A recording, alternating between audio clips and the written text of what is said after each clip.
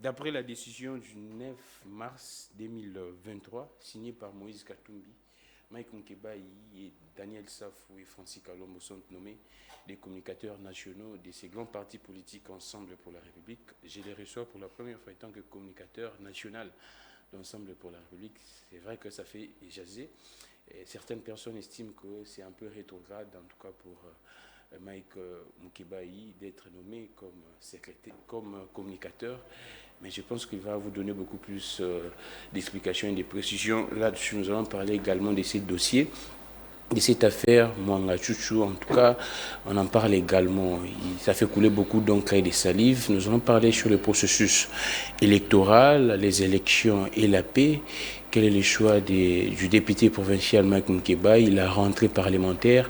Comme vous savez très bien, la sénatrice Francine Mouyumba a dit clairement, sans mâcher des mots, que les parlementaires ne font pas son travail parce que le Parlement ne fait pas son travail parce qu'ils sont bloqués par l'exécutif. Apparemment, le Parlement serait inféodé au niveau de l'exécutif. Nous allons avoir les avis, soit l'avis de Mike Moukebaï. Pourquoi ne pas parler également de la ville de Kinshasa, la gestion, parce qu'il est député provincial. Merci à l'équipe technique, merci beaucoup à Belgodor, merci à Louison, Emmanuel et à vous tous, chers fidèles de cette grande chaîne, chers téléspectateurs de Perfect Télévision, et également Peter Tiani, RDC sur YouTube. Mike Moukebaï, vous êtes en forme?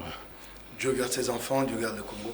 Mike Moukebaï, on commence parce que le temps nous fait un peu défaut, on a beaucoup de choses à dire également à la population. Vous êtes désormais communicateur national.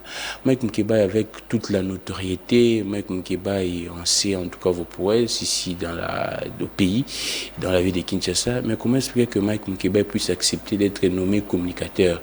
Selon les us et coutumes de nos partis politiques, les communicateurs sont des jeunes gens, de nouvelles recrues des partis politiques conformes, ainsi de suite, mais vous, Mike Moukebaï, un caïman, si vous étiez juriste ou soit avocat. Alors comment expliquer que Mike Moukebaï puisse accepter d'être nommé communicateur? D'abord, vous demandez comment expliquer que j'accepte. Ouais. C'est une décision de la hiérarchie. Ouais. Je ne peux que m'y soumettre. On ne vous est pas consulté? Si je n'ai pas été consulté, ouais. Si j'ai été consulté, je n'ai qu'à m'y soumettre. Je suis dans un parti, là où le devoir m'appelle, je réponds. Ça, il faut d'abord que les gens se le mettent en tête. Ouais. Ensuite, je crois qu'il y a un problème d'entendement. C'est peut-être ça, on est habitué à cette nomenclature de communicateurs, comme des jeunes gens qui sont là pour porter la communication des organisations politiques. Et faire les relais des décisions. Dans notre entendement, nous sommes en fait des auxiliaires du porte-parole du parti qui est Chéribien Okende. C'est ce que les gens doivent comprendre. Nous sommes une sorte de porte-parole adjoint. Ah, d'accord. Ouais, c'est une sorte de porte-parole adjoint. C'est une sorte de porte-parole adjoint. Donc c'est un peu ça, il faut que les gens le comprennent dans ce sens-là. Bon, pour le reste, les gens peuvent polémiquer. Le plus important pour moi, c'est le travail que j'ai fait pour mon parti dans la perspective de la transformation du Congo. Ce n'est pas les galons qui feront de moi, c'est que je serai Moukebaï demain ou ce que je suis aujourd'hui.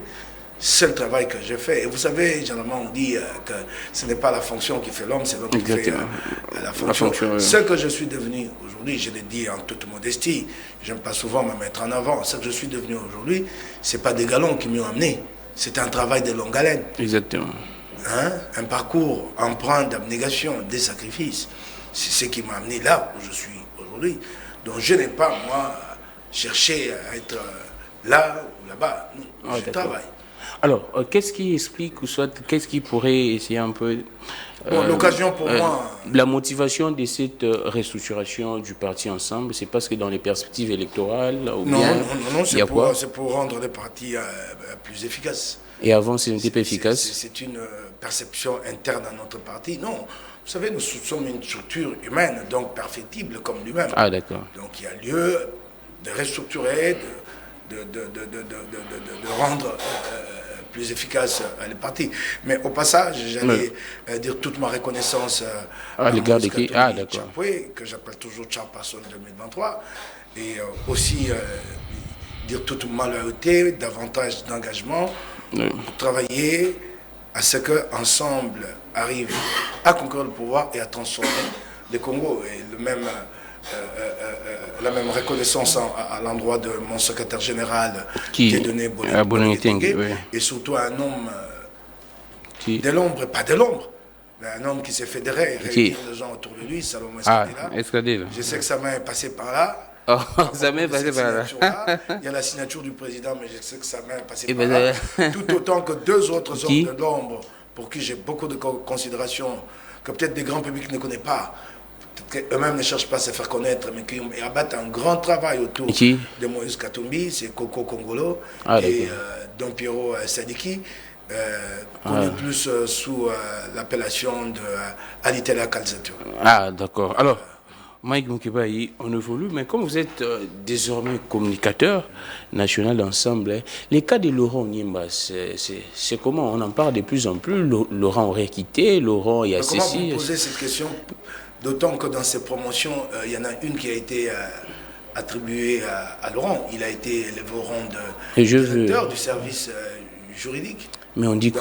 pour la République. Les restes, là, ce sont les gens qui jasent. Ah, d'accord. Oui, les restes, là, ce sont les gens qui jasent. Il n'y a rien de véridique. C'est un brillant avocat qui a de l'avenir devant lui, brillantissime même, mais normal que ces dictateurs lui lancent des piques et tentent de lui mettre les bâtons dans le roue, normal. Normal. Et je crois que lui-même, il les prend avec beaucoup de philosophie. C'est ce que j'ai admiré en lui. Vous savez, à son âge-là, d'avoir assisté à un grand comme Matata et d'avoir gagné ce procès-là et de se faire appeler acquittateur congolais, ben écoute, ça fait des jaloux. Ah, d'accord. Ça fait des jaloux, mais il est là. Il est directeur du service juridique. D'ailleurs, sur ses épaules repose désormais une lourde tâche, à savoir défendre les intérêts du parti devant le cours et les tribunaux, ainsi de suite. Son job description a été repris dans les textes organiques qui créent ces structures-là du parti.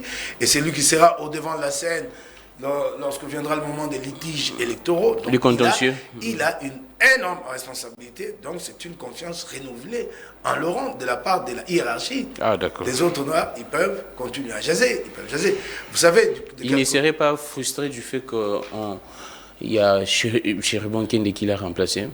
Non, pas du tout. S'il y a eu frustration, ça a été balayé à l'époque. Je crois qu'il l'a dit à haute voix, il a fait connaître son mécontentement et nous avons fait le déplacement vers les autorités du parti et nous avons réglé le problème à l'interne. Je ne renierai pas, je ne dirais pas qu'il n'y a pas eu frustration, il y en a eu à l'époque et il l'a fait savoir. Il n'est pas hypocrite, il n'a pas sa langue dans sa poche, celui-là, tu le connais, il l'a dit à haute voix et ça a été réglé avec les autorités du parti. Donc c'est une page tournée et le reste là... Vous savez, il y a bien des pêcheurs en eau trouble qui n'attendent que de petits incidents pour le dramatiser, comme cette dramatisation qu'il y a eu autour de cet incident mineur dont j'ai été victime à la marche du 11 mars. Vous avez vu que nos acteurs ont tout de suite ont monté cette affaire à l'épingle, alors que moi-même, j'avais déjà passé l'éponge et que d'ailleurs, par la suite, j'ai reçu un appel de presse épinglé qui m'a transmis le message du président Martin Fayulu. Donc, nous travaillons pour l'avenir. Et c'est les autres jaser. Il y a également le cas de Christelle Voanga. Je ne sais pas, elle est toujours ensemble ou non? Vous êtes le communicateur, hein? Si je dois être sincère, je ne pourrais pas répondre à cette question. Oh, comment ça me... Je suis désolé. Je constate que je ne la vois pas à toutes les activités importantes du parti. Je m'arrête là. Vous ne la voyez pas dans toutes les activités importantes du parti? Je ne l'ai pas vue à la sortie du parti. Ah, d'accord. À la sortie du parti à Kisangani, elle n'y était pas là. Je ne l'ai pas vue au congrès. Je ne l'ai pas vu à la grande manifestation il y a quelques jours, ce week-end dernier. La grande manifestation des femmes à Fatima, je ne l'ai pas vue. Je constate que je ne la vois pas et je m'arrête là. Ah, d'accord. Là, l'opinion comprend parce que vous nous posez des questions. J'ai posé ça également au communicateur national d'ensemble pour la République. Mike Mukeba, on entre dans l'actualité. On prend ces dossiers qui fait couler beaucoup d'encre de salive. Je sais que vous êtes un brillant analyste. Mwanga Chouchou, c'est député national qu'on reprocherait en tout cas des mèches avec les M23. Vous êtes un grand journaliste, en tout cas d'investigation. C'est vrai qu'on reste journaliste à vie. Vous savez comment est-ce qu'on menait des investigations. Quelles sont vos enquêtes sur ces dossiers? Soit quels sont les éléments que vous détenez J'aimerais d'abord faire la part des choses. Celui qui est jugé, c'est un homme et un Congolais à part entière. C'est un Congolais? Oui, il est Congolais, il siège à l'Assemblée nationale. Il est député national. Mais on l'attribuerait... C'est pas moi qui l'ai fait député national. Oui, le reste de votre débat-là, on lui attribuerait des... Allez faire ces débats-là dans les réseaux sociaux. Ah, d'accord. Où les origines des gens sont établies à la longueur de leur nez. Je ne suis pas dans ces débats-là. Ouais. Il y a ici des couples Tutsi congolais. Et ces enfants qui naissent de ces couples-là, s'ils ont les nez aussi effilés que les nez de Mangachouchou, donc Tutsi et donc pas congolais. Donc c'est un péché aujourd'hui qu'un Congolais ait un enfant avec une Tutsi. Ou qu'un Tutsi ait un enfant avec une Congolaise. C'est devenu un péché. Un péché ici. Je n'y comprends rien. Et rien, alors rien. Alors je voudrais que les gens se mettent d'abord en tête que celui qui est jugé, c'est un homme. Ah, d'accord. Un être humain comme toi et moi, et un Congolais. Qu'il ait les nez effilochés tel qu'il est là, n'a rien à voir avec son identité, n'a rien à voir avec sa nationalité. Parce que le même nez effilé là, qui est synonyme d'identité Tutsi, vous le retrouvez chez les Nilotiques jusqu'à chez les Sénégalais là-bas. Ah, alors finalement, vous allez confondre, vous allez les mettre tous dans un même panier. Et ce qui nous oppose à l'Est, ce n'est pas un conflit entre des peuples. Nous ne sommes pas opposés entre des peuples, je ne sais, Bantou ou lesquels, et les peuples Tutsi. Ce qui nous oppose au Rwanda n'est pas une affaire de peuples congolais et de peuples rwandais. Non. Il s'agit d'un gouvernement. Un gouvernement à la tête du Rwanda qui nous est hostile. Il y a même des Tutsis chez eux ou en exil opposés à ces gouvernements réputés Tutsis. Il faut qu'on fasse la part des choses, que ce soit vraiment clair. Si ici, Mangachouchou peut être passé pour les criminels, sachez qu'il y a bien des Congolais qui font autant de tort au Congo. Il y a autant de Congolais qui Mais la Codeco, elle est constituée de qui? Des Congolais. Les milices Codeco attaquent des mines, tuent des Congolais. Nous devons d'abord partir sur cette base-là. Plutôt que de préjugés. C'est cela tout le problème. Moi, je suis un citoyen congolais et je me considère comme citoyen de l'humanité. Je ne connais pas ces clivages-là. Ce qui m'intéresse, c'est ce qu'il y a dans l'homme. Si je suis en face du danger, je détermine les dangers et moi, je me dresse contre les dangers. Mais je ne me mets pas, je ne me mets pas à généraliser et à prendre tout outil comme ennemi des Congolais. Non, c'est pas ça. J'ai vécu, moi, ici, avec des Tutsis. Nous avons vécu longtemps avec des Tutsis ici, avant que nous connaissions la première guerre de Banyamulenge, la fameuse guerre de 1996. Moi, j'ai étudié avec des Tutsis à l'IFASIC, à l'époque, ici. C'était considéré comme une institution régionale des Grands Lacs. Et il y avait des étudiants rwandais et burundais qui venaient là chaque année, et qui nous avons étudiés, qui n'ont rien à voir avec les conflits qui opposent aujourd'hui le Congo et le Rwanda. Donc si je retrouve mes collègues burundais et rwandais avec qui j'ai étudié à l'ISTI, ne m'empêchez pas de sympathiser avec eux. Ils n'ont rien contre moi, je n'ai rien contre eux. S'il est impliqué dans ces conflits, je vais le considérer tel quel. Mais s'il n'est pas impliqué, quelle est l'inimitié qu'il y a à installer entre nous? Elle vient d'où? C'est ça, étant dit, allons-y à l'affaire Mangachouchou. Mangachouchou est jugé. Il a été arrêté ici. Il a été fait état de flagrance. Allons-y. Qu'est-ce qui se passe? Mangachouchou entretient une mine de coltan. Ça fait plusieurs années. Il y a à boire et à manger sur cette affaire à la bouche. Beaucoup l'accusent de ceci ou de cela, ce qui est peut-être vrai. Mais nous parlons de ces procès. Cette mine était gardée. Il y avait une garde policière d'une soixantaine d'hommes. Il y a plus d'un mois, en tout cas 2 mois, les autorités de Goma ont décidé de relever cette garde policière. Ils ont relevé cette garde policière. Donc cette garde policière est partie du site minier. Et compte tenu du contexte de l'Est, les travailleurs ont eu peur de rester sur les sites. Ils n'avaient plus de garde. Il n'y avait plus de sécurité pour eux. Ils sont partis. Ah, d'accord. Les sites est resté donc non protégés et sans qu'il y ait quelqu'un. Et puis un matin, nous avons vu des images dans les réseaux sociaux qui montrent des caches d'armes dans la mine de Mwangachuchu. Vous répétez un peu, Mike Moukébaye. La mine là avait des gardes. Des gardes. On relève des gardes. Oui. Les travailleurs se sont sentis en insécurité. Ils ont quitté. Et après, la mine est restée là. Sans garde, sans personne. Et puis un jour, on retrouve on voit des images. Des individus qui n'ont aucune qualité officielle vont là-dedans. En tout cas, ce sont des maïmaïs, creusent et tombent sur des caches d'armes. Là, vous insinuez quoi, Mike Moukébaye, en disant ça? Allons-y, j'avance. Tombent sur des caches d'armes. Ouais. Les principaux intéressés n'est pas sur place. Des gens découvrent des caches d'armes dans sa mine qui n'est pas protégée, où il n'y a personne. Dites-moi, sur le plan du droit, comment vous lui attribuez ces caches d'armes?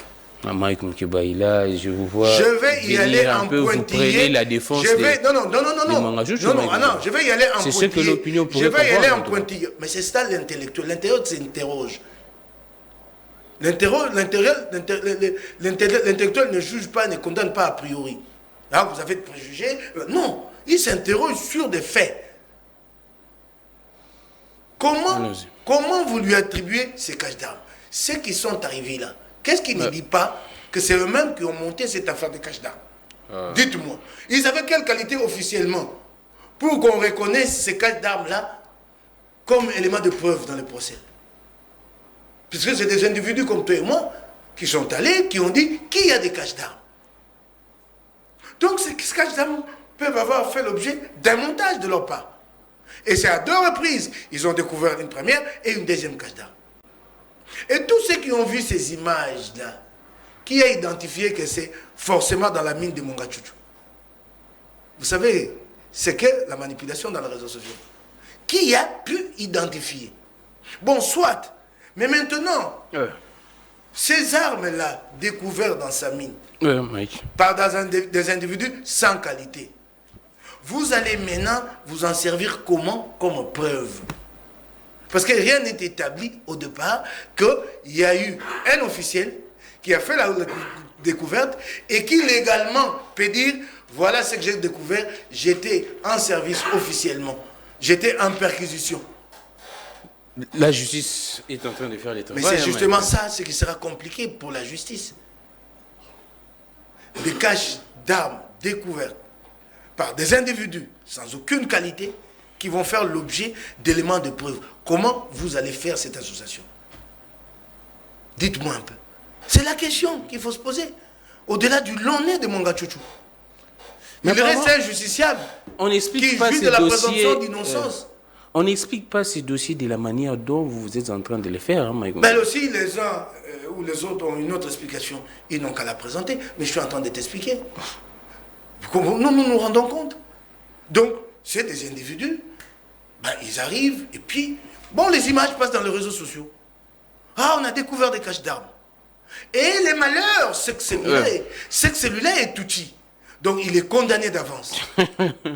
Tutsi signifie lien avec le Rwanda. Lien avec les M23. Opposé. Il y a des Tutsis opposés au M23, opposés au Rwanda. Savez-vous qu'entre les différents milices dotées de défense de Banyamulenge, qu'il est arrivé que ces milices-là se battent entre elles? Vous le savez? Entre les milices Ngomino et les Touga, comment ça s'appelle Touga? Ces ministres-là ont eu des divergences qui ont amené à des confrontations entre eux, les Banyamulenge. Mais Mike, selon certaines informations, on apprendrait qu'on aurait également retrouvé des armes dans sa résidence ici à Kinshasa. Pas selon certaines informations. Je crois que là, la justice en a fait trop. Oh, la justice en a fait trop. J'ai vu la première audience, la justice laissait faire des reportages sur des éléments de preuve. On a montré, qu'est-ce qu'on a trouvé chez Mwangachuchu? On a trouvé une gaine, des GP, dans une poche de GP, avec ceinture, et des munitions. Mais alors, si l'intéressé est porteur d'un permis de port d'armes, après vous lui dites quoi? C'est qui est le cas? Vous dites quoi? À lui de les brandir. Et j'ai vu qu'on a brandi également un coffre-fort sans dire c'est quoi son contenu. On a trouvé un coffre-fort chez lui. Mais normal que quelqu'un ait un coffre-fort chez lui. Mais on ne nous a pas dit ce qu'il y avait de dangereux là-dedans. Non. Mais Mike... Alors, ce qu'il y a de pratique, d'intéressant, c'est que pour faire la lumière autour de cette question, moi, j'aurais souhaité qu'on lui fasse un procès public, médiatisé. Un procès, vous demandez un procès public et médiatisé. Médiatisé, s'il est coupable, que ce soit établi. Déjà aujourd'hui, je pense que la justice va présenter des objets qu'on aurait retrouvés dans la maison et dans la ferme de il est passible de lourdes peines. Mais il ne faut pas le condamner sans l'avoir jugé. Mais Mike, il y a déjà un précédent avec ces propos de Mbosso qui avait dit du haut de son perchoir que les députés nationaux doivent quitter le groupe armé. Ce n'est pas encore établi parce que l'affaire est devant la justice. Ce n'est pas encore établi. Il jouit de la présomption d'innocence. Ce n'est pas encore établi. Il faut qu'on se mette d'accord sur une chose. Ce n'est pas encore établi. Il jouit de la présomption d'innocence. Ça c'est clair. Ça c'est le droit qui l'est dit. Ce n'est pas moi. Alors un procès public médiatisé nous permettra de voir clair autour de cette affaire. Plutôt que tous les préjugés et que je vois dans les réseaux sociaux, c'est devenu un péché de l'avoir vu à côté de Félix Tshisekedi. Vous les connaissez personnellement? Je ne les connaissais pas. Ah, d'accord. Jusqu'à ce procès, je les découvre là. Ça a été un péché, on a sorti de vieilles photos, sa compagnie... Avec caméra également. Et c'est devenu un péché. Mais je ne peux pas comprendre cette façon de voir les choses. À travers des clichés. Tel est ceci, tel est ceci. Et c'est figé comme ça. Ce n'est pas évolutif. Non, non, non, nous n'allons pas bâtir le Congo de cette façon-là. Et puis regardez une chose. Je vais te dire, dès le premier instant, j'ai dit que cette affaire n'a pas de fondement solide. Comment ça? Vous pouvez vous imaginer qu'une affaire de cache d'armes se limite à l'arrestation d'un seul individu? Ça doit être un réseau. Puisqu'ils ont eu vent. Il y a également un autre. Puisqu'ils ont... Vous dites? Il y a également un autre. Lesquels? En fait, je quelles sont les accusations à sa charge, celui-là? Puisqu'il s'agit de cache d'armes, mais mon Dieu, le temps que ces individus ont découvert ces caches d'armes, mais les renseignements n'avaient pas à se précipiter, à se presser à aller arrêter Mwanga Chouchou. Ou alors nos renseignements ne sont pas professionnels. Nos renseignements auraient dû plutôt cerner l'homme pour qu'il remonte les renseignements à d'autres contacts. Ils ne l'ont pas fait. Donc ça signifie... Parce qu'une affaire comme celle-ci ne peut fonctionner qu'à travers un réseau, un individu à lui seul. Mais ici, on dit que... Vous savez que sur le plan de principe dans les renseignements, ici, vous détectez un espion, disons, rwandais sur le sol congolais. Vous savez que l'une des hypothèses, et la meilleure, la plus pratique, c'est pas de l'arrêter tout de suite. Parce que s'il est chez nous et que nous l'avons détecté, c'est que nous avons une avance sur lui. Ouais. S'il est chez nous, c'est qu'il est là pour voir des contacts. Si vous le laissez, en faisant semblant de ne l'avoir pas détecté, mais vous arrivez à le circonscrire, à le contrôler, il va vous mener à son réseau. Mais une affaire comme celle-ci n'a qu'un seul suspect. On dit ceci, là je suis en face de l'article de actualité.cd qui dit un autre prévenu avait aussi été présenté aux côtés de l'élu de Massissi. Il s'agit du commissaire principal Mouchamali Ouabalik Robert. Celui-ci avait eu la désignation d'office d'un avocat qui a obtenu une remise pour assurer sa défense. Oui, je ne sais pas quels sont les faits mis à sa charge. Il est d'ailleurs de la police. C'est un officiel, police d'ici, de là-bas, je ne sais pas.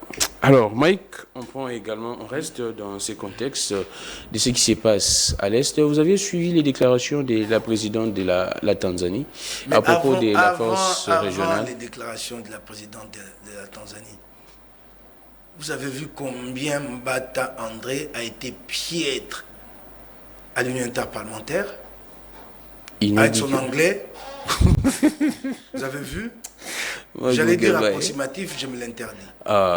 Vous avez vu combien il a été piètre à l'Union interparlementaire. L'assistance a écouté, non, Mike Moukebaye? Vous êtes rendu compte combien la diplomatie de Félix Tshisekedi est faible. Vous savez, il y a de ces batailles, quand vous savez qu'elles sont perdues davantage, vous ne vous engagez pas pour préserver votre image. Et vous lancez plus tard.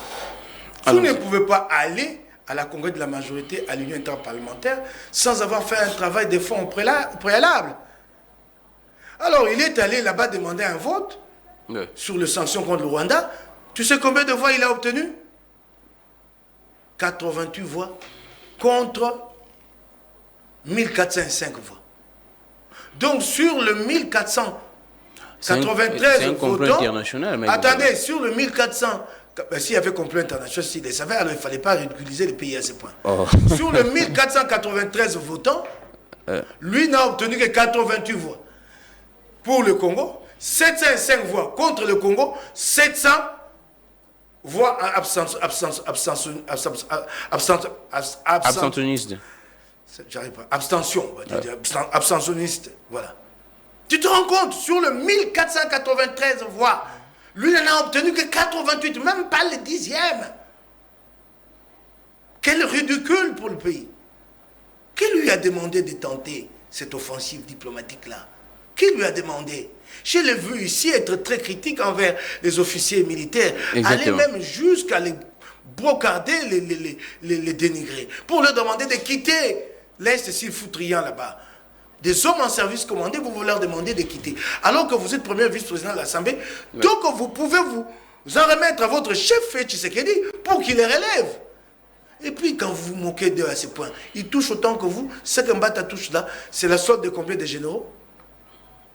Hein? Et les moyens, vous mettez des moyens à leur disposition, la logistique? Mais Mike, partout au monde, quand un militaire va au front, vous voyez, il a un sac au dos. Et c'est là-dedans qu'il a tout le nécessaire. Le manger, en conserve, tout, riz en conserve, ainsi de suite. Et même le minimum médical.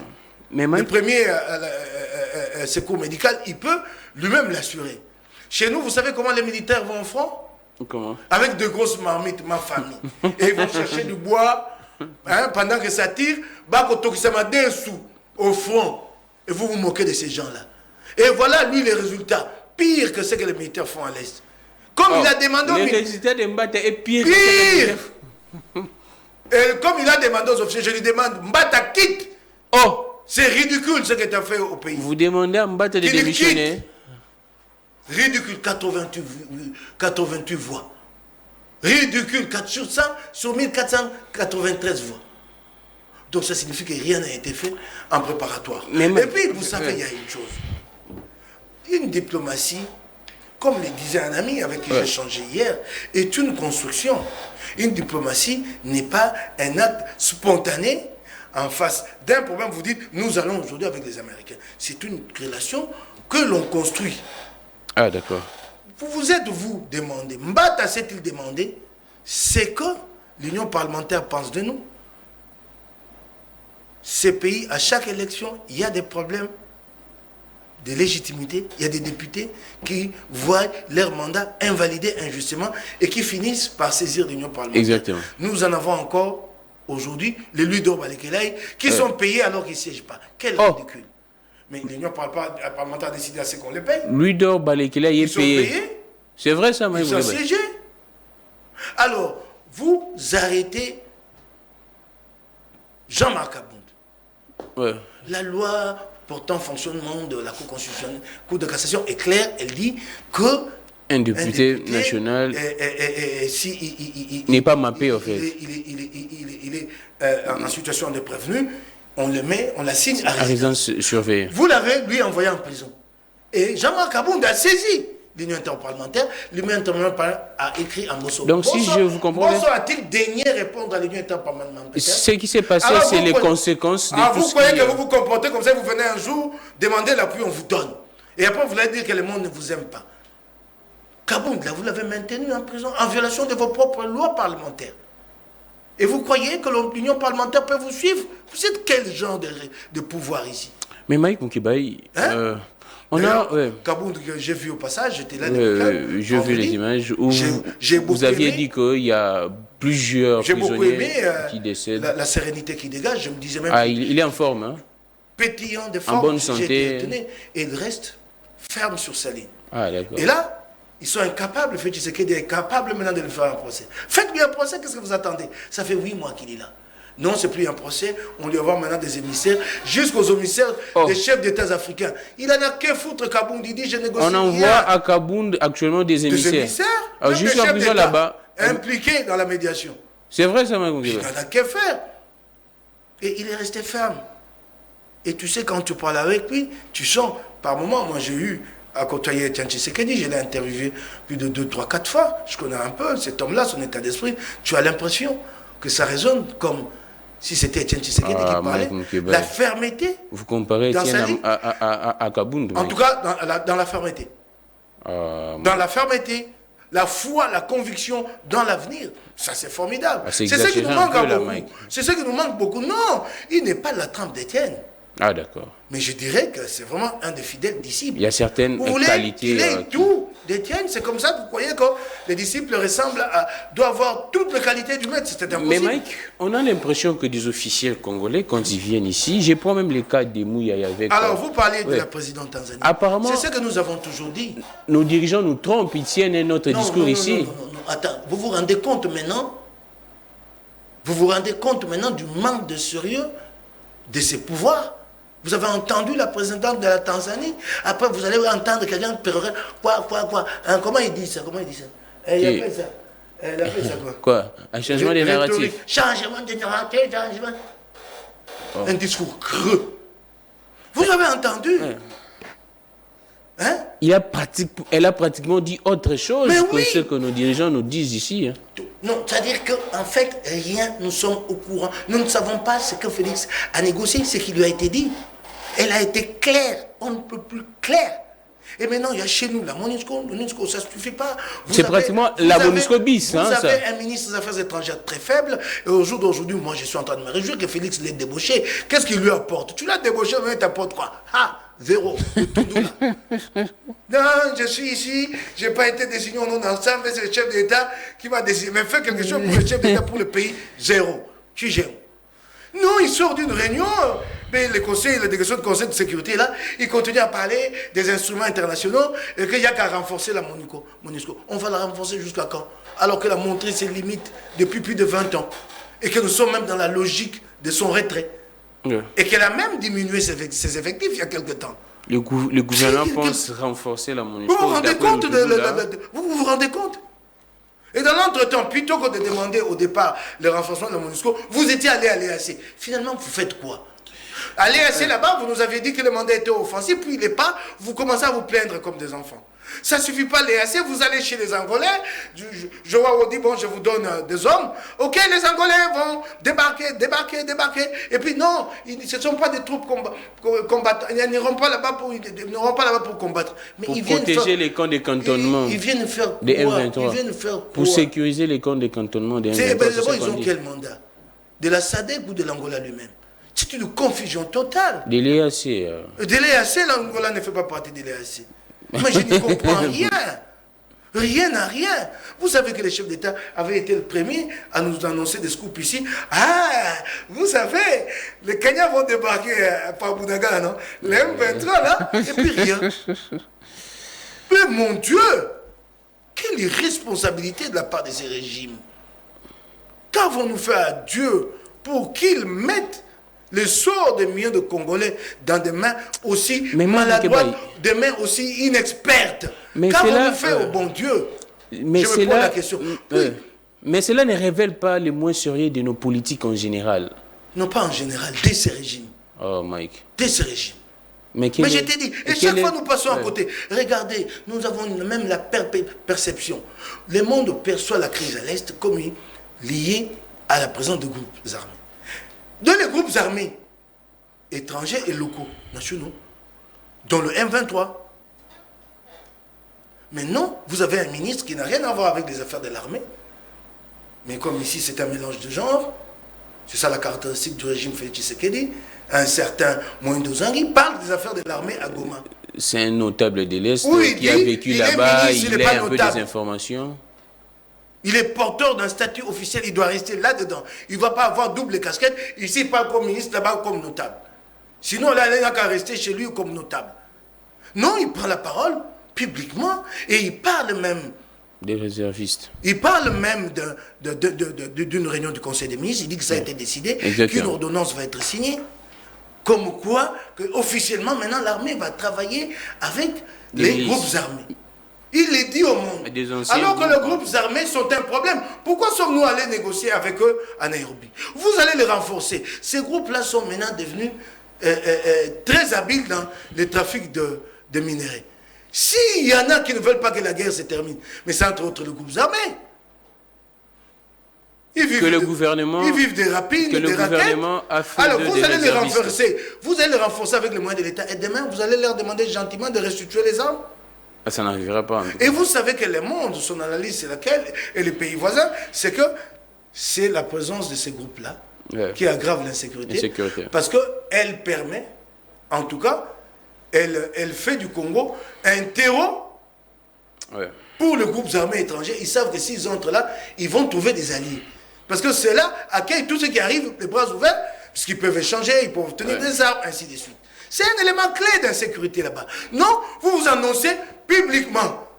Alors, finalement, vous allez compter sur qui? Sur la MONUSCO. Vous l'avez fait. Force régionale. Ça n'a pas marché. L'Angola non plus. Vous avez lancé l'appel à la mobilisation générale. Je ne sais pas ce que ça a donné. Et puis maintenant, vous recourez aux groupes armés. Donc, le quoi monteur au bel Kolokoto. Parola ma fout en la parole. Baluka ma belle baluka. Matidi a pour nous. Alors, Mike Mukibaï. Oui, c'est vrai. Et puis alors, on va vous dire pour finir, parce que tout régime qui échoue cherche toujours un bouc émissaire désigné. C'est comme ça. Ici, le bouc émissaire désigné, c'est Kigali, c'est l'M23. Et Kwamuntu, avant-hier, il y a encore eu des tueries à Kwamuntu. Avant-hier, et là-bas, Kwamuntu, en fait, le problème, c'est la faillite de l'État. Nous devons travailler à redresser l'État dans ses ressorts. En tout cas, il y a plusieurs... C'est cela, les remèdes à la faillite du Congo. C'est cela. Bien sûr qu'il y a des responsabilités externes de tel ou tel pays qui travaillent contre les intérêts du Congo. Les gens oublient. Je suis en train de voir cette tendance à aller vers la Chine, vers la Russie. Et d'ailleurs, j'ai vu des médias annoncer des armes qu'on aurait... Des avions chinois bientôt. Des équipements la militaires. Pire des erreurs, je ne sais pas si Félix va faire ce pas-là, la pire des erreurs, la pire, c'est que le Congo devienne le théâtre des enjeux géostratégiques de grands. Nous n'y gagnerons rien. Nous avons besoin de paix pour construire le Congo. Si vous demandez ces avions, et que cela inquiète les Occidentaux, ils donneront les missiles anti et ces avions-là aux voisins. C'est ça qui va se passer. C'est ça qui va se passer. Après, on va gagner quoi? Ces avions vont voler. Là-bas, ils vont tirer. Oh non, ils ont violé... Ne faisons pas cette bêtise. De devenir le théâtre des enjeux géostratégiques de grands. C'est comme quand on dit en français, quand les éléphants se battent, qui en pâtit, nous serons l'herbe qui va en pâtir. Mais Mike, tu comprends ça? Mais Mike, s'il vous plaît, Mike, la population est très contente parce que la RDC est dotée maintenant des équipements matériels. Mais comment nous devons savoir en ce moment comment obtenir du matériel auprès de qui il y a des enjeux stratégiques qui se jouent autour de ça. Je crois que ceux qui sont en responsabilité seront capables d'analyser. Mais Mike... Et puis je veux dire une chose, aux Congolais mais surtout aux Africains. J'ai jamais vu des naïfs comme les Africains. Pas tous. Mon cher frère, qui? Allons-y. Gramik, il n'existe pas de puissance gentille. Il n'existe pas de puissance. La Chine n'est pas gentille. Ni la Russie. La Russie n'est pas gentille. Les États-Unis ne sont pas gentils. Il n'existe pas une puissance. Il n'existe que des États et leurs intérêts. Quand la Chine arrive en face de vous, c'est à vous d'établir un rapport de force. Voici nos intérêts. Nous avons ici présenté les Chinois sous Kabila comme les plus gentils. Contrat gagnant-gagnant. Qu'est-ce que ça a donné aujourd'hui? Mais Mike, on prend... Nous sommes rendus compte qu'ils sont pires, si pas autant que les Occidentaux. Mais Mike, on prend... Les gens oublient qu'une nation doit se construire. Les gens oublient que le droit international, c'est un droit qui est très faible du fait que ce droit-là n'est pas doté de moyens de coercition. Et que donc chaque État doit être capable avant tout de se défendre lui-même. Les gens oublient, au lieu de pleurer aujourd'hui, les gens oublient que la République du Zaïre de Mobutu avait été une puissance impérialiste, interventionniste. Que la République du Zaïre a soutenu Savimbi contre les intérêts du MPLA qui est au pouvoir aujourd'hui. Depuis l'époque de Neto, jusqu'à celui qui est mort récemment. Nous avons soutenu Savimbi. Dos Santos. Les Zaïre Dos Santos. Les Zaïre a servi de base arrière à Savimbi et à sa rébellion pendant de longues années. Nous sommes allés intervenir au Tchad. Nous avons repoussé Kagame à Kigali. Alors, en appui à Abiyarimana. Donc nous avons, nous aussi, un passé impérialiste. Là, allons les combles, laissez les donc la RDC ne peut pas se dédouaner de ce qui se passe. Nous avons nous-mêmes un passé impérialiste. Nous sommes allés intervenir chez des voisins. Nous avons déréglé des problèmes pendant que nous étions puissants. Et c'était normal, parce que le puissant n'aime pas qu'il y ait du désordre à côté de lui. Mais nous avons nous-mêmes laissé le pays aller au déclin. Et maintenant, nous sommes faibles. C'est des voisins maintenant qui deviennent impérialistes envers nous. Mais Mike Moukibaï, au lieu de reconstruire l'État, il y a beaucoup de sujets d'actualité. En fait, Emmanuel, je vous ai envoyé une photo. Ça sera, on va en parler quand on va aborder la question sur la vie de Kinshasa. Mais on prend, Mike, comment est-ce que vous aviez analysé ces propos du président quand il dit face aux notables de l'Ituri que non, l'état de siège, ça ne vient pas de lui, ça venait de la population de l'Ituri. Oh, vous sauriez quoi, Mike Moukibaï? Je pose ma question, non? Ça, c'est la Bérésina. C'est la Bérésina. Le chef de l'État, il a tout le moyen, tous les instruments. Il est 100 fois plus informé que les notables de tout. Il a dit que ça faisait ça. Attendez, il a tous les moyens. Donc les notables de l'Ituri ne sont qu'une voix parmi tant d'autres. Parmi d'autres canaux d'information pour le chef de l'État. Il a toutes les informations. Tous les moyens sont mis à sa disposition. Ces informations sont remontées au chef de l'État pour permettre au chef de l'État de prendre les décisions idoines. Et non que le chef de l'État commence à se soumettre à des décisions qui viennent des gens qui n'ont pas la capacité. Mais c'est la base. Je n'insulte pas la personne. Base. Non, la base... La population vit... Les informations à la disposition des chefs d'État. Ce genre-là... Non. La population vit ça et puis elle suggère au président. Attendez, vous vous rendez compte. La population, elle vit des choses dans sa chair. Elle est censée vous dire ce qu'elle vit. La population vous donne... La population vous donne les ressentis réels. Et même émotionnels. Vous êtes un homme d'État. Vous recevez des rapports matin, midi, soir. Et la population, elle n'a pas ce rapport. Donc ce n'est pas elle qui décide sur une question aussi importante. Et alors, à l'époque, pourquoi ne nous a-t-il pas dit que ce n'est pas moi qui décide? Que ça vient de mes compatriotes de l'Ituri. Attends, ça c'est de un. Et de deux, pourquoi avons-nous passé tout le temps à débattre avec nos contradicteurs de l'UDPS? Non, c'était un gain. Depuis 18 ans, l'état de siège. Kabila ne l'a pas fait. C'est pas un gain. Mais on aurait dû simplement mandater les gens de l'Ituri pour débattre avec nous. Même Félix aurait dû demander aux gens libres, non, ce n'est pas moi, ce n'est pas votre affaire. Allez, vous de l'Ituri, envoyez-moi des délégués ici pour débattre avec Moukibaï, avec Safou. Mais Mike, quand le président va... Donc le chef de l'État, c'est comme ça qu'il conduit ce pays. Donc il y va. Les gens lui disent, des gens qui n'ont pas l'expérience en la matière. Il est venu, il a consulté ses conseillers au niveau de la présidence. Si les gens-là lui suggèrent l'état des sièges, les lui suggèrent, et il vient, il n'en mesure pas la portée. Il ne se demande pas s'il y a lieu de préparer cet état des sièges. Et vous le savez très bien. Aujourd'hui, il donne raison au résultat de l'évaluation de l'état des sièges. Il fallait mettre fin à cet état des sièges depuis très longtemps. Vous savez que quand il y a eu évaluation, les chefs d'état-major général de l'armée et les ministres de la Défense ont reconnu l'impréparation dans la mise en œuvre de l'état des sièges. Donc on lui a dit, et il est venu sans préparation, dire allons-y. Mais Mike Moukibaï... Alors, attends, je vais savoir maintenant là. Félix Tshisekedi peut tout nous dire des décisions qu'il a prises. Y en a-t-il d'autres qui lui ont été soufflées de cette façon-là, que nous les sachions aujourd'hui? Donc, les chefs de l'État des souffleurs qui viennent, qui disent, vous faites ça, et le chef, il vient, il applique.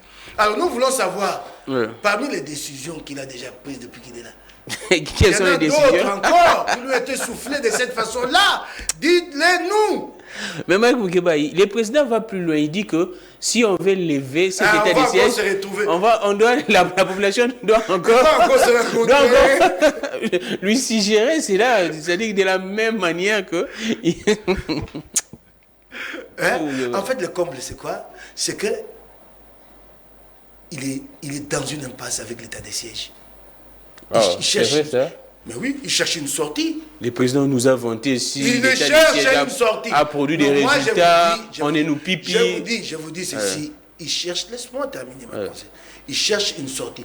L'année passée, il avait déjà promis d'en débattre avec les parlementaires de l'Est. Et puis finalement, il n'y a jamais eu cette discussion. La table ronde également. Il a pensé à un moment donné pratiquer une fuite en avant avec la venue de forces rwandaises.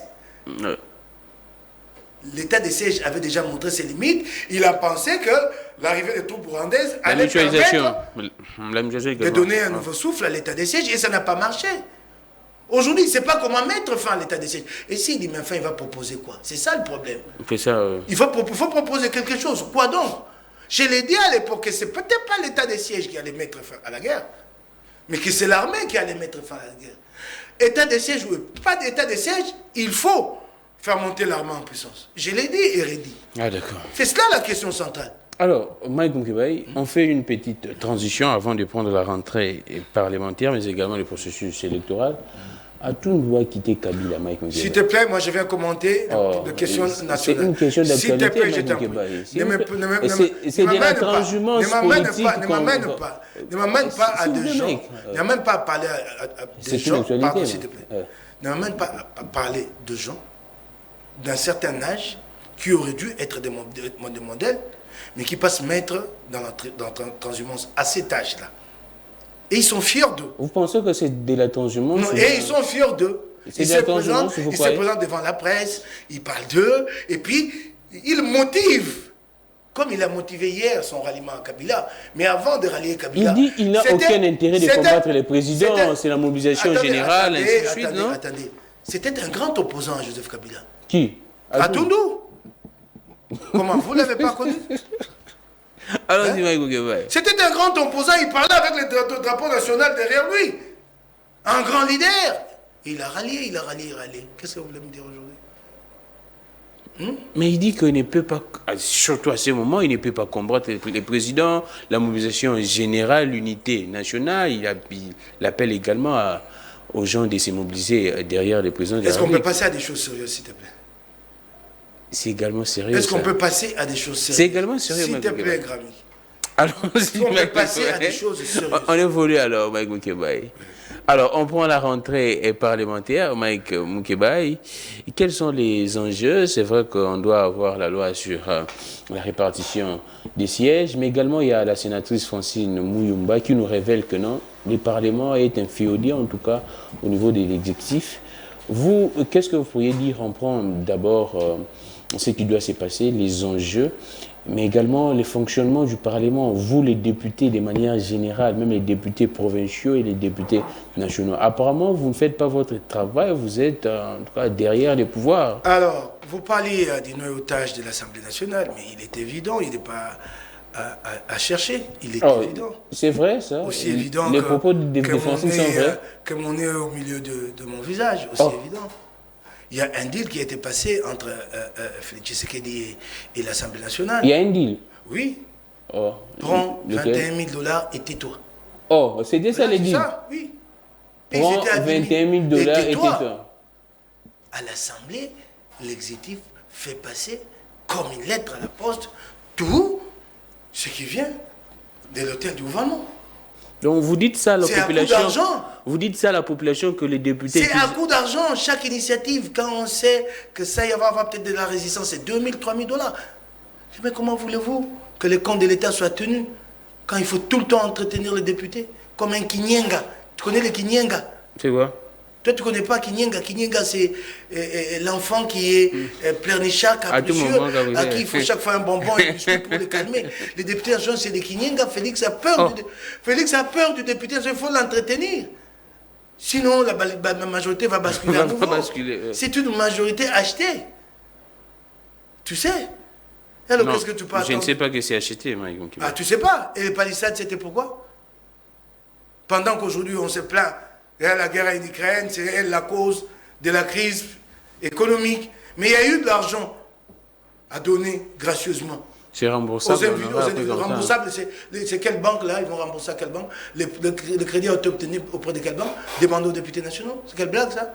Mais il y a eu de l'argent à donner. Acheté par la fenêtre palissade, 21 000 $, pendant que les députés provinciaux, notamment ceux de l'arrière-pays, ne sont pas payés depuis 8 mois. Là, il y a un mois qui a été versé et je ne sais pas le deuxième viendra quand. Ouais. Hein? Il faut attendre peut-être le début de la saison sèche pour que le deuxième paiement passe. Alors, ici, il y a des députés qui ne sont pas payés, de l'autre côté, grassement payés. C'est cela le deal. Vous ne pouvez rien attendre de cette assemblée. Rien je te l'ai dit, rien et rien. Sauf à considérer certaines valeurs, de gens pour qui, moi j'ai beaucoup de considération, Ados Mombassi et d'autres. Ah, d'accord. Ok? Mais vous ne pouvez rien attendre de cette assemblée dans l'ensemble. Mais écoutez, vous savez ce qui se passe dans cette assemblée? C'est quoi? Mais les députés eux-mêmes, ils font quoi? Ils ne sont pas sérieux. Les députés eux-mêmes ne sont pas sérieux. Les députés se réunissent en commission, ils savent qu'à chaque réunion, c'est une collation de 500 $. Et en réalité, ils n'ont fait que 2 réunions, mais ils vont présenter un rapport, ils ont fait 8 réunions. Seigneur. Donc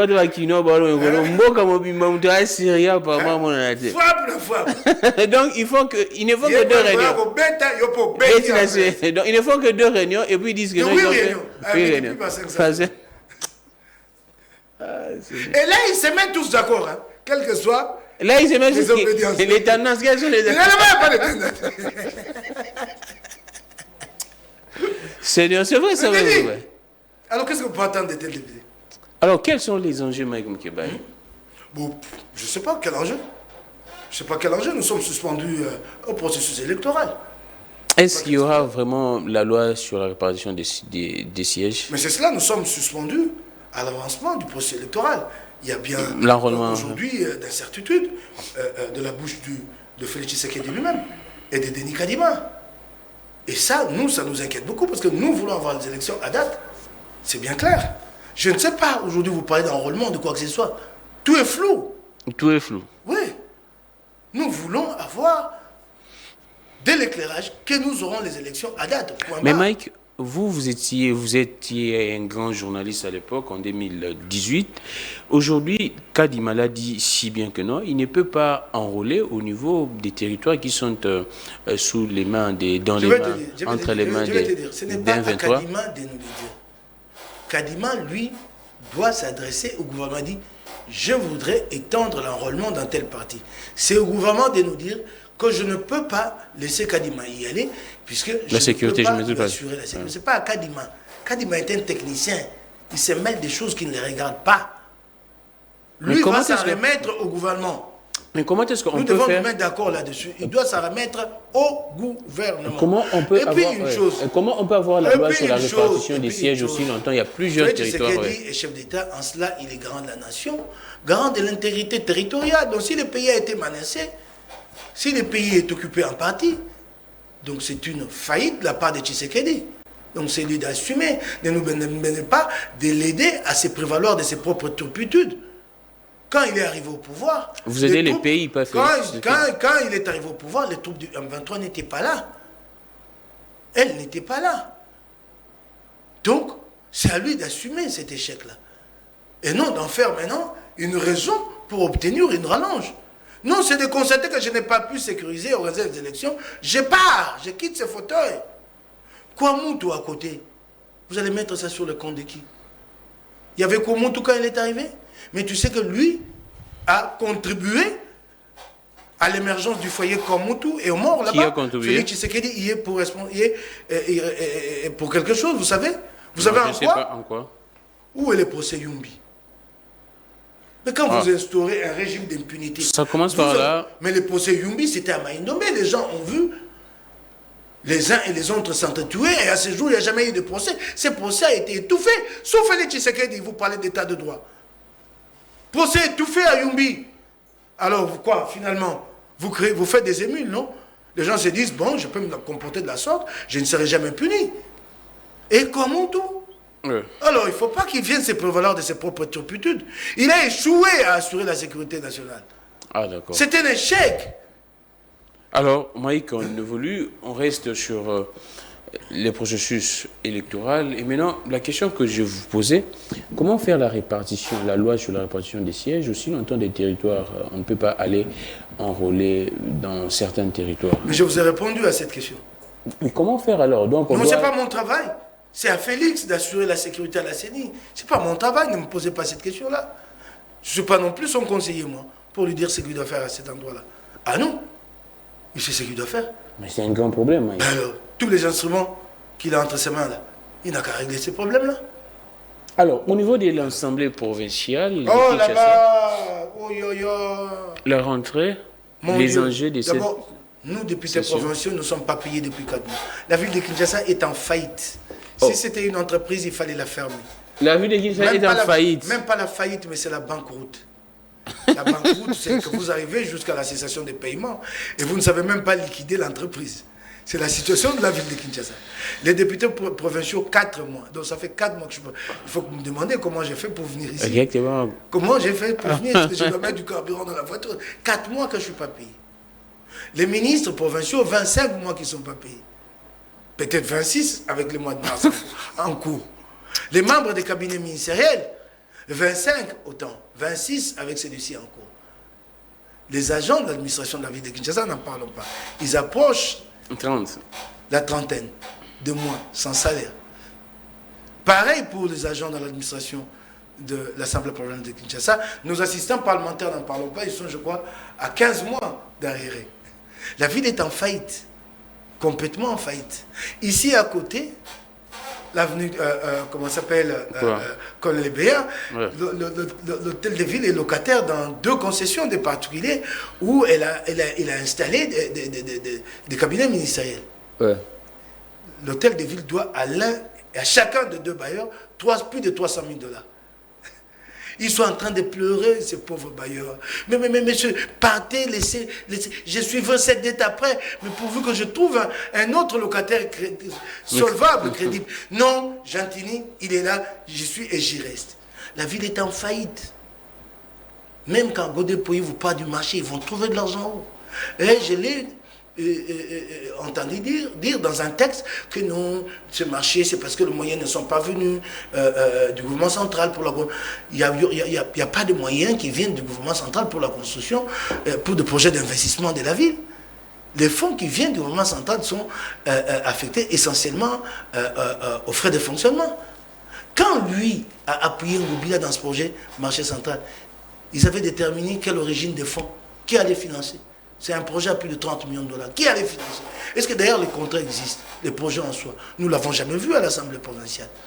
Un de mes collègues UDPS, Jérémy Kala, élu de Kalamou, l'avait demandé un jour, du haut, du perchoir. Et vous savez que ce que Godé Pouy sait faire le mieux, c'est du show devant la caméra. Il a dit quoi? Il a dit quoi? Ah oui, c'est instant. Mon cabinet vient de minuter la lettre, je viens de la signer devant les micros.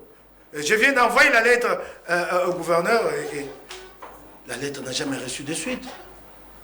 Le marché est là. Tout le temps, le marché est en construction. Demandez à Godin Pouy ici, il est sérieux. L'entreprise contractante, celle qui est en train de construire, elle est logée où? Où est son adresse? Elle doit s'installer ici, dans la ville de Kinshasa, à tout au moins élire domicile dans un cabinet d'avocats. Elle a installé où cette entreprise? Celle qui construit le marché. Elle a installé où? La simple question, celle-là. Elle est installée où? Et comme si ça ne suffisait pas, voilà, ils viennent avec un autre projet. Lesquels? Flou. Métro de Kinshasa. Escroquerie. Escroquerie, je l'ai dit, j'assume.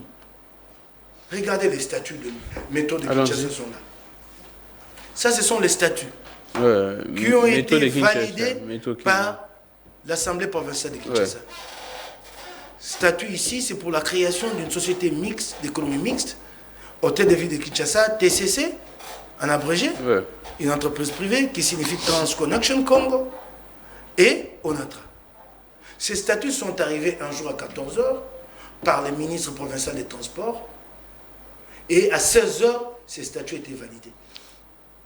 Ça arrive à quelle heure? À 14 h. Et à 16 h. Le temps qu'il présente les statuts, quelques questions lui sont posées, il demande une pause d'1 heure, il revient, une lettre à la poste, soit. Ça devait aller. Est-ce que les députés ont pris le temps de... C'est ça la question. Les députés ont eu suffisamment le temps d'étudier cela. À s'assurer de la viabilité et de la fiabilité des actionnaires. L'ONATRA, pour qu'elle se mette en prise de participation dans une société de communisme, doit au préalable obtenir l'équitus du ministre du portefeuille. Parce que là-bas, c'est l'État qui est le seul et majoritaire actionnaire. Y avait-il eu l'autorisation du ministre du portefeuille? Non. Y a-t-il eu des études de faisabilité en amont? Non. J'ai posé la question aux mandataires de l'ONATRA à l'époque, qui m'ont dit que ces gens étaient passés. Nous avons eu juste un entretien, ils sont partis. C'était juste pour avoir une sorte de caution et impliquer l'ONATRA ici. La fameuse Transconnection Congo, elle n'est même pas répertoriée au journal officiel. Elle n'est même pas répertoriée. Allez chercher son adresse, vous allez la trouver nichée quelque part là-bas, vers l'Institut national des arts. Et il n'y a pas d'enseigne dehors qui indique que ici c'est le siège de Transconnection Congo. Alors que la législation oblige oui. toujours de placer l'enseigne pour permettre aux agents de l'État, fiscal et ainsi de suite, de retrouver l'adresse de l'entreprise. Quand vous allez aujourd'hui dans Google, à la recherche d'une entreprise donnée, vous tapez les noms, vous avez le portail de cette entreprise-là et vous avez tous les renseignements nécessaires. Donc, numéro de téléphone, adresse, les activités de cette entreprise, les perspectives. Mais allez-y, prenez votre téléphone que vous avez en main, tapez Transconnection Congo, vous ne verrez rien, même pas les numéros de téléphone. Hein? Même pas de numéro de téléphone. Vous verrez quelques articles et d'articles sur des activités protocolaires. Ah, la direction générale de Transconnection Congo a été reçue par le président du Sénat, a été reçue par le gouvernement. C'est ça le portail de Transconnection Congo. Le portail numérique. Et pour ça, 20 millions de dollars ont été décaissés et mis à la disposition de cette entreprise, heureusement, qui sont encore logés dans le compte du BCECO. Ah, d'accord. Alors, ces 20 millions de dollars sont 20 millions de dollars libérés à quel titre? Un don, un prêt. Et là, aujourd'hui, ce qui préoccupe le plus ce genre, c'est de chercher comment habiller la sortie de ces fonds-là. On va commencer par les études de faisabilité et on va sortir 4 millions qui vont être dilapidés. Nicolas Kazadi a sorti 20 millions et les a placés dans le compte de BCECO. Et encore le BCECO. Est-ce que le BCECO a d'existence légale? Il était prévu qu'à la création de l'autorité de régulation des marchés publics, avec toutes ses dépendances, dont notamment la direction générale de contrôle des marchés publics et les directions provinciales, donc dans toutes les provinces, que les BCECO devaient être dissous d'office. C'est ce que prévoit la loi. Parce que les BCECO étaient une structure de passation de marché provisoire, mise en place à la demande des bailleurs, parce qu'à l'époque, il n'y avait pas de structure officielle de passation de marché. Du moment que la direction générale de contrôle des marchés publics est là, le BCECO doit être dissous. Comment il peut y avoir dans un pays des institutions avec les mêmes missions? Dites-moi. Et ça, c'est Félix Tshisekedi qui maintient ça. Il a trouvé ça pareil du temps de Kabila et lui aussi contenu. Et cet argent-là est logé là-bas. Et demain, vous apprendrez qu'ils ont sorti. Maintenant que nous le disons là, personne ne nous écoute. La praxis chez Félix Tshisekedi, c'est de laisser des voleurs prendre et après faire une enquête et dire nous sommes en train d'arrêter les voleurs. En amont, on ne prend pas de précautions. Maintenant, on va attendre qu'on dilapide ces 20 millions de dollars et on va demander à l'Inguetti d'enquêter. On va dire voilà, nous arrêtons les voleurs. Mais maintenant, c'est le moment d'arrêter cette transaction de 20 millions de dollars là. De l'arrêter maintenant. Ces 20 millions de dollars vont affecter à quoi? Quel est le projet? Quel est le coût global? Quand ils auront reçu les 20 millions, et après, Ils vont passer à quoi? C'était d'abord question de moderniser, élargir le réseau ferroviaire urbain de Kinshasa, donc sur base des infrastructures de l'ONATRA.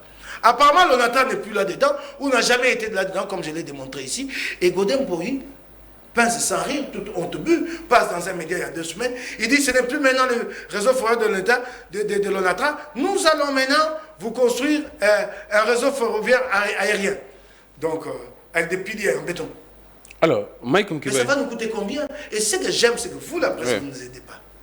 Vous recevez quelqu'un qui parle d'un projet et vous le laissez parler. Vous-même, vous ne savez pas vérifier ces projets. C'est pas ça le travail de la presse. Alors, Mike Mkibaye. Et puis on lui pose la question, mais alors, essayez de changer cette presse ici. Quelqu'un vient, le président, c'est pas à Godin Pori de parler des projets d'investissement. C'est à la ville, c'est pas son travail. Ouais. Il s'est fait charger de communication. Je ne sais pour quel intérêt de la ville de Kinshasa. Godin Pori s'est fait charger de communication de la ville de Kinshasa. Quand on lui pose la question maintenant sur le coup, il dit je ne peux pas vous donner le montant. Mais alors vous, journalistes, les gens se servent à quoi dans ces pays? Quelqu'un vient parler d'un projet public. Et puis il vous dit, je ne peux pas vous donner le montant. Il ne peut pas ou bien il ne connaît pas. Il ne peut pas, il ne peut pas. Donc le montant, le coût du projet est un secret. Alors ça c'est un projet public et le coût est secret. Tout est connu en tout cas. Alors Mike, on reste dans la ville de Kinshasa. Donc, mais il faut arrêter ce projet, cette escroquerie. Je vous en prie. Mais Nicolas Kazadi, arrêtez ça. Métrokin. Mais arrêtez ça avec ces 20 millions déposés chez Beseko, au compte bancaire de... Arrêtez ça s'il vous plaît. Alors, Mike Mkibaye, s'il vous plaît, arrêtez ça. Mike, vous êtes député provincial de Kinshasa. L'insécurité bat son plein. On en parle à Kinshasa, le banditisme urbain. Il y a le ministre provincial de l'Intérieur qui vient et qui essaie un peu de mettre en place certaines mesures. Je ne sais pas si vous êtes au courant de ça. Il lancerait même dans les jours qui arrivent une campagne sur terrain. Machette, Nassé, Kinshasa et Bouyou Koulouna. Vous, étant que député, comment vous analysez cette question? C'est vrai que la fiche est là, Gracien Sakala, qui lance cette campagne. En voilà encore un autre. Tu l'appelles comment? Gracien Sakala. Gracien qui? Gracien Sakala. En voilà un autre. Qui lance cette campagne, Machette, Nassé, Kinshasa. Mon cher ami, allons-y. La campagne, elle est bonne. Elle sert à sensibiliser. Ah, d'accord. Mais ce n'est pas la campagne qui va lutter contre le banditisme urbain. Il faut le faire de manière pratique.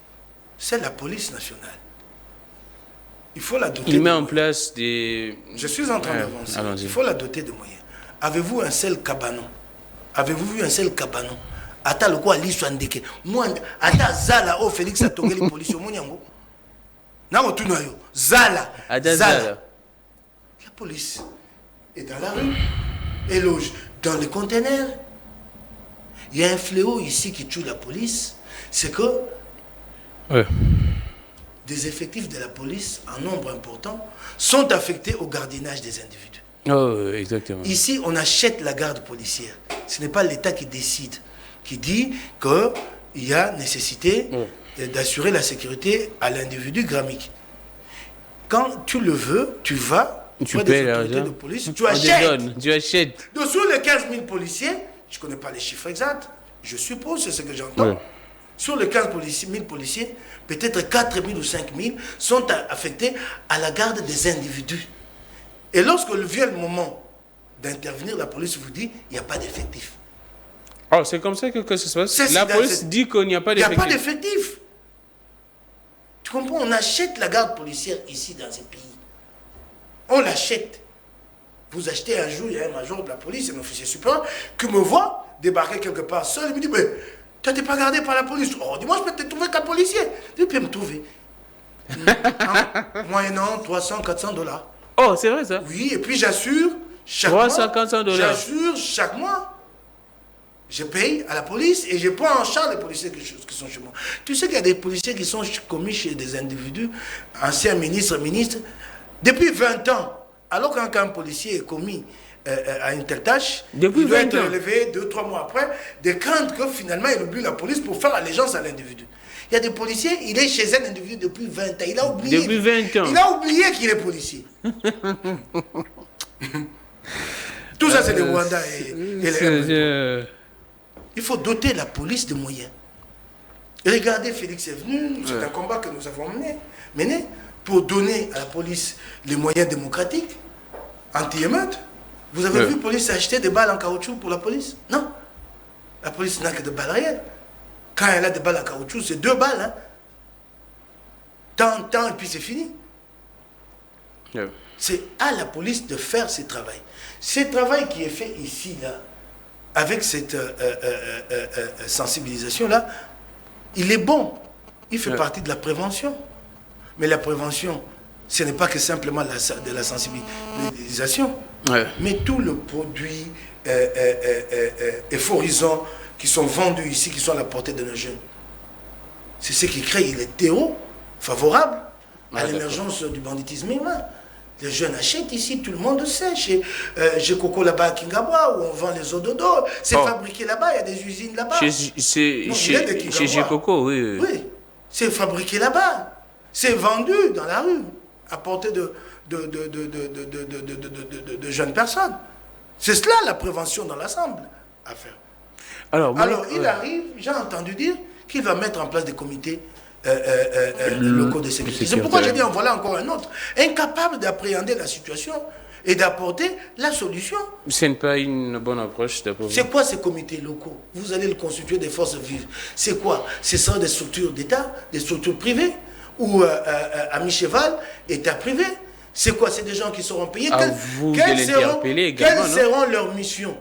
À vous de l'interpeller. Quels seront les moyens mis à leur disposition? À vous de l'interpeller. Si les comités locaux vont travailler à la place de la police. Les comités locaux, c'est comme ici, cet autre blague que nous avons connu il y a quelques années, les maîtres volontaires, c'est un peu ça.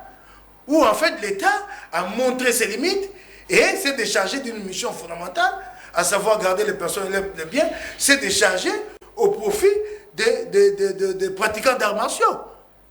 Maîtres volontaires, c'est ça. C'est quoi comités locaux? Et ces comités vont apporter quoi? Ce qui manque à la police, c'est quoi qui vont apporter ces comités locaux? Donc c'est irréfléchi. À vous de poser toutes ces questions au ministre, hein, Mike Moukebaye. Vous allez faire quoi? À vous de poser ces questions. Si vous posez les questions et que par la suite il n'applique pas, les résolutions de l'Assemblée professionnelle de Kinshasa ne sont jamais suivies des faits. Si vous ne le savez pas, résolutions et recommandations. Mais il y a des résolutions sur le marché central. Il y a eu une commission d'enquête à l'époque, en juin 2020. Qu'est devenu ces rapports? Ces rapports qui disaient à Jean-Tini Ngobila de transmettre toutes les affaires sur centre, tous les soubassements liés au projet marché central. L'a-t-il fait? Non. A-t-il été interpellé? Non.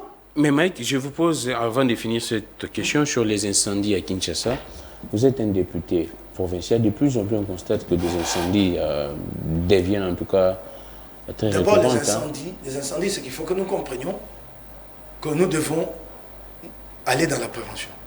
Allons-y. La prévention, c'est qu'il faut que dans des immeubles comme celui-ci, qu'il y ait des bonbonnes anti-incendie. Ces bonbonnes domestiques là, que chacun peut utiliser. Il faut le rendre. Des extincteurs, voilà. J'ai cherché les termes. Il faut le rendre obligatoire d'abord. Parce que c'est le premier secours. Il faut vraiment les rendre obligatoires. Surtout dans des immeubles où il y a une forte concentration humaine. Il faut le rendre obligatoire, les extincteurs. Il faut le rendre obligatoire à chaque palier, dans chaque local. C'est d'abord ça. Mais est-ce que Jean-Tini a-t-il le temps pour réfléchir à une question comme celle-là? Plutôt que... Est-ce que le Quinois a les moyens d'acheter cela? Plutôt que de suivre Jean-Tini, Kobila. Mais Mike, est-ce que... Laisse-moi y aller. Le Quinois a les moyens d'acheter cela? Quand je dis surtout dans des immeubles ici, c'est des appartements pour la plupart ici commerciaux. C'est pas aux locataires, c'est aux bailleurs. D'accord. D'acquérir et d'installer dans le bâtiment. Donc quand les locataires arrivent dans un bâtiment comme celui-ci, ils trouvent l'extincteur. Ne demandez pas aux locataires de l'acheter pour déménager chaque fois avec l'extincteur. Non. Donc c'est ça. Donc il faut aller dans la prévention. Il faut étudier le problème. Mais qu'est-ce qui se passe dans Kinshasa? C'est que le secteur pompier, sapeur-pompier anti-incendie est complètement délaissé par... Comme bien d'autres secteurs d'ailleurs. Ngobila, à son arrivée à la tête de la ville de Kinshasa, il a trouvé une dizaine d'engins anti-incendie. Il n'en reste que 3. 3. Pour la ville de Kinshasa? Que 3. Qui roulent la peine. Qui sont poussifs. Et ils sont tous cantonnés ici sur l'avenue de la justice. Donc il n'y a même pas une politique de décentralisation dans les districts. Pompiers. Donc s'il y a un incendie à Maluku, donc les camions doivent passer d'ici pour traverser toute la ville. Donc ce n'est pas une préoccupation pour Jean-Denis Ngobila. Ça ne l'est pas. Ça ne l'est pas. Il a trouvé une dizaine. Tout ce qu'il a trouvé dans Jean Roulant, hérité de Kimbuta, tout ça est parti à moule. Du côté Raskin, la régie d'assainissement de Kinshasa, il a trouvé une vingtaine de camions poubelles. Et aujourd'hui, il en reste combien, tu sais? Combien? 4. C'est ça le problème. Il n'y a pas une politique. Ah, d'accord. Pensez sur le secteur sapeur-pompier. Ce n'est pas dans les préoccupations de Jean-Denis Ngobila. Tout autant que dans un autre secteur clé, allié avec les services anti-incendie, c'est le secteur protection civile. Il n'existe pas de services de protection civile. D'ailleurs, au Congo, service d'intervention en cas de catastrophe naturelle.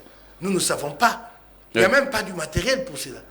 Mais les vrais problèmes vraiment sont là, mais apparemment nos dirigeants sont ailleurs. Vous dites? Les vrais problèmes sont là, mais apparemment nos dirigeants sont ailleurs. Hier, ici à Boutou, les gens pleuraient. On a vu un député, c'était un sénateur au niveau délimité. Oui, qui est mort dans un incendie, oui. En tout cas, c'est devenu très récurrent. Mais attends, écoutez, regardez même. Il y a une autre question ici.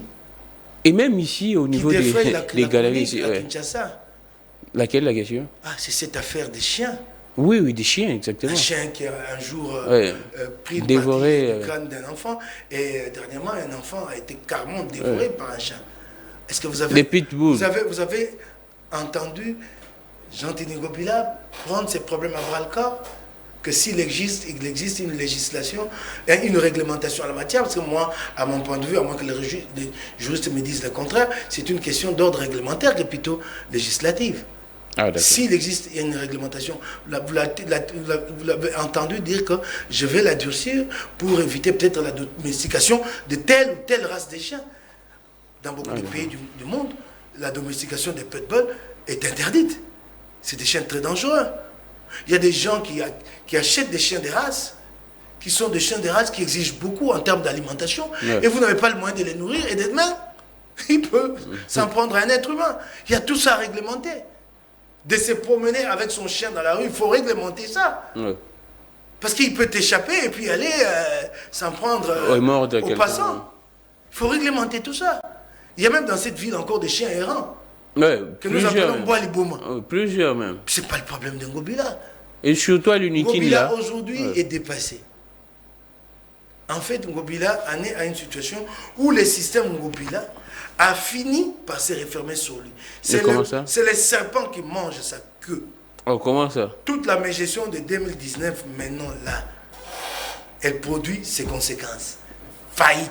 Tout ce qui a été mal fait, marché central, merci Mike, sans projet alternatif, tout ça, c'est maintenant le système Ngobila qui se referme sur lui-même.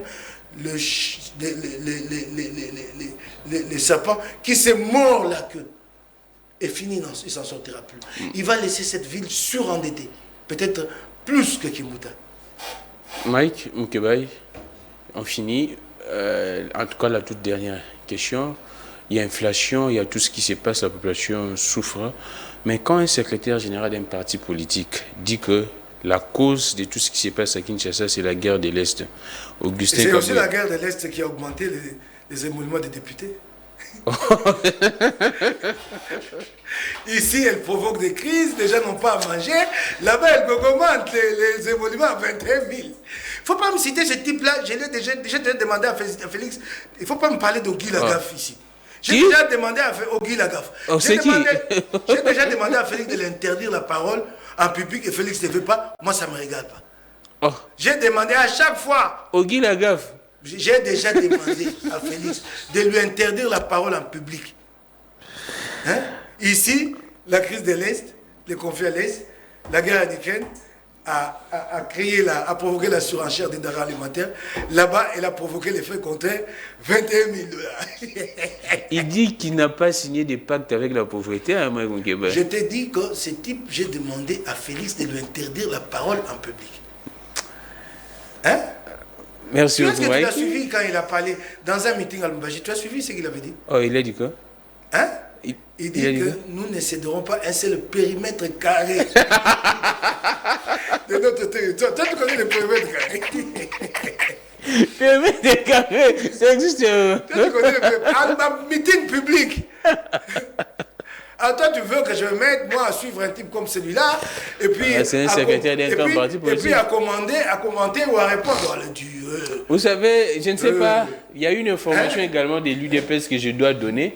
L'UDPS exige à tous ces candidats, au niveau, quand vous déposez vos candidatures au niveau du parti, vous devriez payer d'abord au niveau du parti, avant d'aller payer au niveau de la CENI. Il y a une correspondance officielle d'Augustin Kabouya qui exige à vous tous des potentiels candidats, députés nationaux. Bon, ils n'ont pas de problème, maintenant ils sont aux affaires. Ils vont prendre dans les caisses de l'État comme ils ont l'habitude. C'était un souci. Payer d'abord c'était un souci. Parti. C'était un souci hier quand ils étaient dans l'opposition. Non, maintenant ils vont payer. Alors, ça est fini. Pour aujourd'hui, j'ai reçu pour vous Mike Moukebaï dans sa casquette des communicateur national Ensemble pour la République. On a parlé de toute l'actualité politique, économique, même sociale. On finit avec également cette annonce du projet d'offre politique. Emmanuel, vous nous illustrez cela. Annonce du projet d'offre politique d'Adolphe Mouzito et Nouvel Élan. C'est ça. Publié, c'était hier. C'est là l'annonce du projet d'offre politique d'Adolphe Mouzito et du Nouvel Élan Élection 2023. Ce se retrouve au niveau des réseaux sociaux. Vous pourriez lire en tout cas ce que Adolphe Mouzito propose. Il dit ceci. Ne nous appelez pas, s'il vous plaît. Ne nous appelez pas. Alors, merci beaucoup à Emmanuel. Je pense que vous êtes en train de voir tout ça. J'ai lu les premiers paragraphes. Selon les calculs et les premières hypothèses retenues dans notre offre politique en cours d'élaboration, la décennie prochaine, 2024 à 2035, sera celle de la libération et du réveil du géant Congo sous réserve de l'application des réformes essentielles que nous préconisons.